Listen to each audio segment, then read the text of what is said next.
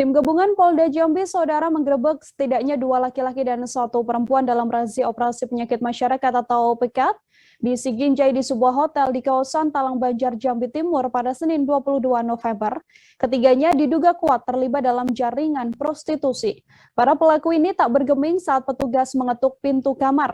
Meski telah dibantu oleh pihak hotel, para anak muda ini tidak membuka pintu dan seolah isi kamar sedang kosong. Sampai akhirnya setelah melalui persetujuan dari pihak hotel, pintu hotel akhirnya dijebol oleh pihak kepolisian. Diduga kuat, seorang di antara laki-laki tersebut merupakan muncikari, di mana ia memang kerap mencari pelanggan untuk teman wanita yang saat itu tidur bersamanya di dalam kamar. Untuk mengetahui bagaimana informasi lebih lengkapnya, sudah ada Aryo Tondang, wartawan Tribun Jambi, yang akan memberikan informasi lebih lengkapnya pada Anda. Halo Aryo. Halo, selamat siang Nila dan Tribuners. Selamat siang. Aryo, bisa diinformasikan untuk kronologis awal hingga dilakukannya penggerebekan dan berujung dengan pembongkaran pintu kamar hotel ini seperti apa informasinya?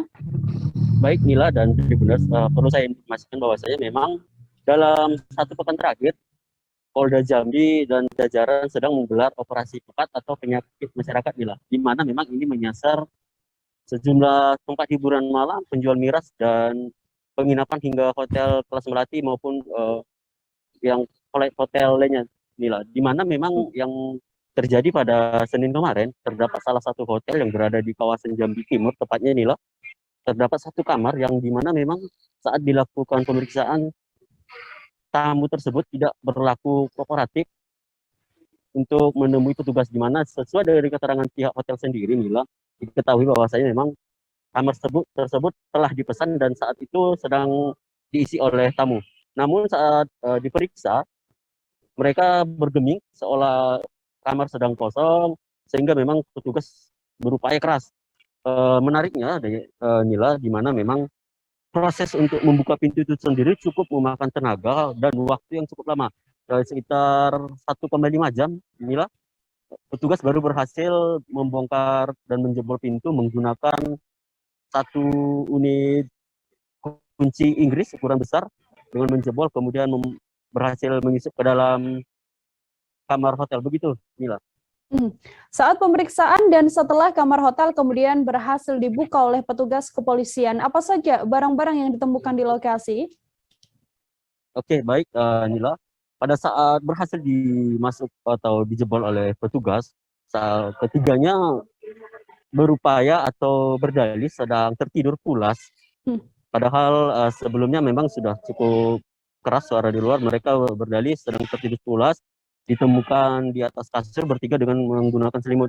Namun kemudian setelah dilakukan pemeriksaan Nila, ditemukan juga sejumlah kondom bekas atau alat kontrasepsi di dalam tong sampah kamar, yang ada beberapa yang sudah bekas pakai dan masih terlihat basah Nila, dan serta ada di sebuah laci yang juga ditemukan alat kontrasepsi yang belum dipakai atau masih dalam kemasan. Itu.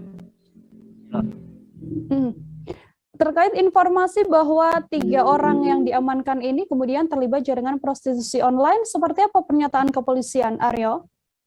Baik Nila, setelah dilakukan pemeriksaan dan interogasi kepada ketiganya Nila, sampai saat ini polisi masih mendalami kasus ini Nila. Mereka belum memberi statement pasti apakah mereka memang benar-benar terlibat prostitusi online, namun bergambar dari peristiwa-peristiwa serta operasi sebelumnya, banyak ditemukan memang pengakuan dari para pasangan di luar nikah ini, lebih tepatnya Nila, mengaku bertemu dengan teman-teman kencannya melalui aplikasi yaitu WeChat.